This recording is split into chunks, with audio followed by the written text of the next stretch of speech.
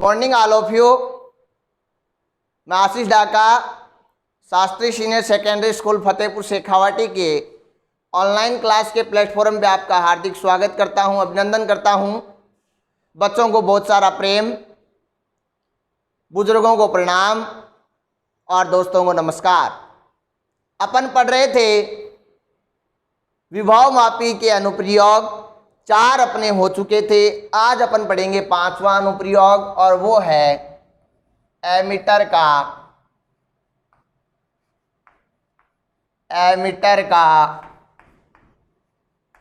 अंश शोधन। अंश शोधन के बारे में मैंने आपको लास्ट क्लास में बता दिया था, तो इसके बारे में फिर से बताने की जरूरत नहीं है। अपन डायरेक्ट टॉपिक पे चलेंगे। इंग्लिश में क्या कहा जाता है? Calibration of ammeter. ठीक है, तो अंशोधन का मतलब यही हुआ यहाँ पर कि क्या होगा कि विभव मापी के द्वारा जो धारा का मापन होता है वो, और एमीटर के द्वारा जो धारा का मापन होता है वो, उसमें कुछ त्रुटि रहती है, उसे ही अपन ज्ञात करेंगे। वो ही क्या है? अंशोधन कहलाएगा। या ऐसा कह सकते हैं कि एमीटर के द्वारा जो धारा मापन होता है उसमें थोड़ी सी त्रुटि आ जाती है, उसको अपन ज्ञात करते हैं, वो अंशोधन है। तो ध्यान देना, अपन को क्या निकालना है? अपन को डेल्टा आई निकालना है। वो क्या होगा? आई माइनस आई डैश होगा। ये आई क्या है? एमीटर के द्वारा धारा मापन। आई डैश क्या है? विभव मापी के द्वारा धारा मापन। कैसे किया जाता है? आते हैं डायरेक्ट अपने टॉपिक पे। तो बच्चों अपन क्या करते हैं, एक विभव मापी ए बी लेते हैं। विभव मापी ए बी ली जाती है। विभव मापी के ए टर्मिनल से अपन सबसे पहले प्राथमिक परिपथ को कंप्लीट करते हैं। तो यहाँ पर एक सेल जोड़ा जाता है, प्राथमिक सेल। आपको पता है इसका पॉजिटिव टर्मिनल है वो उच्च विभव वाले सिरे से जोड़ा जाता है। इसके बाद में एक कुंजी लगी रहती है, कुंजी K1, फिर धारा नियंत्रक रहता है और इससे B सिरे को जोड़ दिया जाता है, ये RH1। नेक्स्ट क्या करते हैं? मानकीकरण करने के लिए इसके A सिरे से एक अन्य सेल जोड़ा जाता है, मानक सेल होता है, विद्युत्वाहक बल ES है। इसको द्विमार्गी कुंजी के टर्मिनल 1 से ऐड करते हैं। फिर ये यहाँ पर द्विमार्गी कुंजी का टर्मिनल 2 है, ये टर्मिनल तीसरा हो गया। फिर क्या किया जाता है? अपन को वोल्टमीटर एमीटर का अंशोधन करना है, तो अपन एक दूसरा द्वितीयक परिपथ अपन को बनाना पड़ेगा। उसमें एक अन्य सेल लिया जाता है जिसका विद्युत्वाहक बल है E, पॉजिटिव नेगेटिव। फिर एक दूसरी कुंजी जोड़ी जाती है K2।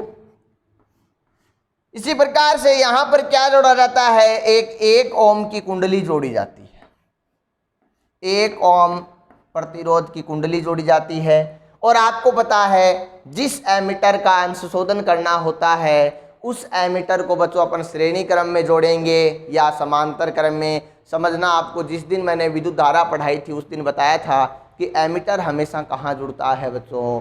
एमीटर हमेशा कहाँ जुड़ता है? श्रेणी में जुड़ता है। तो इसके बाद में क्या होगा? एमीटर जुड़ेगा।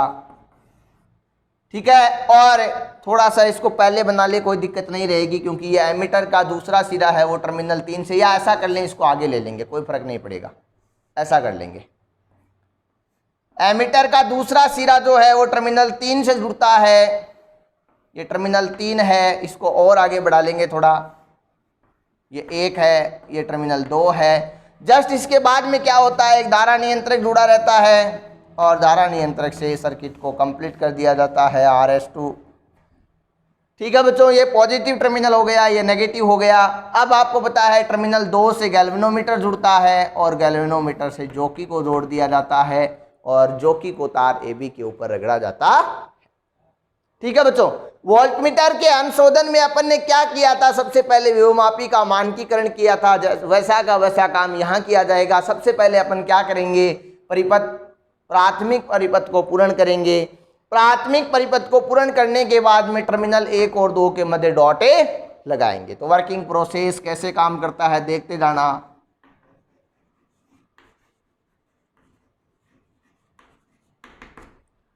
कैसे काम करेगा बच्चों?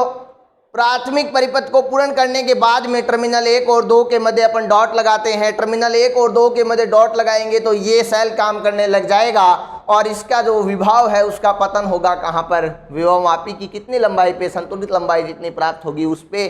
तो माना कि यहाँ पर संतुलित लंबाई L0 प्राप्त हो रही है तो प्रवणता से अपने पास में क्या निकल के आएगा, ES अपॉन में L0 निकल के आएगा, जिसको अपन क्या कहेंगे, मानकीकरण। किसका मानकीकरण हो रहा है, विभवमापी का। नेक्स्ट अपन क्या करते हैं, ये स्टेप फर्स्ट का मामला था।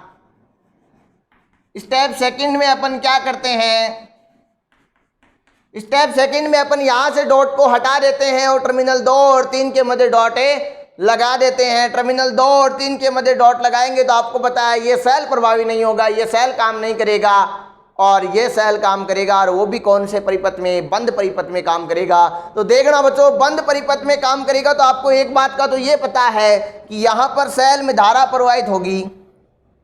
डॉट लगा देंगे, यहाँ लगा देंगे तो सर्किट में धारा प्रवाहित होगी और उस धारा का मापन एमीटर करेगा। और वो धारा कितनी है, वो धारा I है। कितनी है, I है। इसका मापन कौन कर रहा है, एमीटर कर रहा है। तो एमीटर का पाठ्यांक आ गया,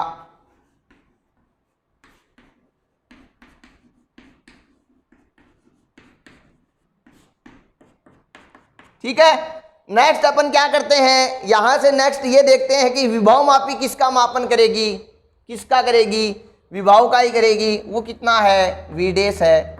ओम का नियम क्या कहता है बच्चों, ध्यान देना, ओम का नियम क्या कहता है, V डैश का मान क्या होता है, I इंटू R होता है। तो I dash into R, R का मान क्वेश्चन में अपन ने दे रखा है, सॉरी यहाँ पर अपन ने मान रखा है कितना है, कितनी ओम की कुंडली है, 1 ओम की कुंडली। तो गिवन है R का मान 1 ओम, तो अपन को ये पता चलता है कि I डैश का मान किसके बराबर है, V डैश के बराबर है।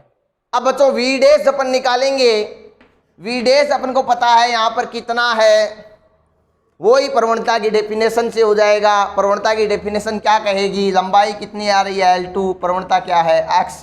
तो V डैश बराबर क्या हो गया, x इंटू L2। तो x का मान ऊपर है ही, तो V डैश का मान कितना आ गया, देख लो भाई, ES और L2 बट्टा Lg। तो I का मान, I डैश का मान कितना आ गया भाई, ES L2 बट्टा I एमीटर का पाठ्यांक था, I डैश विभवमापी का पाठ्यांक है। दोनों में अपन अंतर यहां से निकाल देते हैं, डेल I आ जाता है। तो ये क्या था बच्चों, एमीटर का अंश शोधन। क्या था, एमीटर का अंश शोधन। साधारण सा टॉपिक था, बिल्कुल अपन को समय नहीं लगा क्योंकि अपन ने पहले से वोल्टमीटर का अंश शोधन पढ़ रखा है। अब ये एमीटर का अंश शोधन आ गया तो कहां से समय। अब क्या करेंगे बच्चों, अब अपन क्या करेंगे, जैसा अपन ने वोल्टमीटर के अनुशोधन में किया था वो का वो काम यहाँ करेंगे। क्या करने वाले हैं, ये जो पाठ्यांक में त्रुटि आई, एमीटर के पाठ्यांक में त्रुटि और एमीटर के पाठ्यांक, इनके मध्य ग्राफ बनाएंगे और उस ग्राफ को अपन क्या कहते हैं, अंश शोधन ग्राफ या अंश शोधन वक्र कहते हैं। ध्यान देना, किस किस के मध्य बनाया जाता है, एमीटर के पाठ्यांक में त्रुटि जो आ रही है उसके मध्य और एमीटर के पाठ्यांक के मध्य। और आता कैसा है, कुछ इस प्रकार का ये ग्राफ अपन को प्राप्त होता है। इस ग्राफ को अपन अंश शोधन वक्र कहते हैं।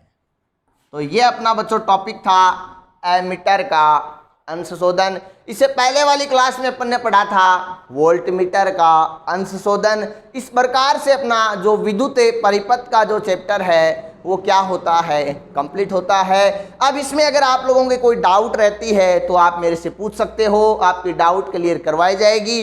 नेक्स्ट क्लास में अपन अब विद्युत से संबंधित स्तर विद्युत की अपन ने कंप्लीट पढ़ लिया, विद्युत धारा अपन ने कंप्लीट पढ़ ली, 2 यूनिट अपनी हो चुकी है, 6 चैप्टर अपने हो चुके हैं। अब नेक्स्ट अपन शुरू करेंगे चुंबकीय प्रभाव, जो अपन नेक्स्ट क्लास में पढ़ेंगे। तो ध्यान रखना, यहाँ तक जो पढ़ाया गया है उसको आप पूर्णतया प्रिपेयर कर लो ताकि आपकी कोई दिक्कतें नहीं आए। बहुत बहुत धन्यवाद।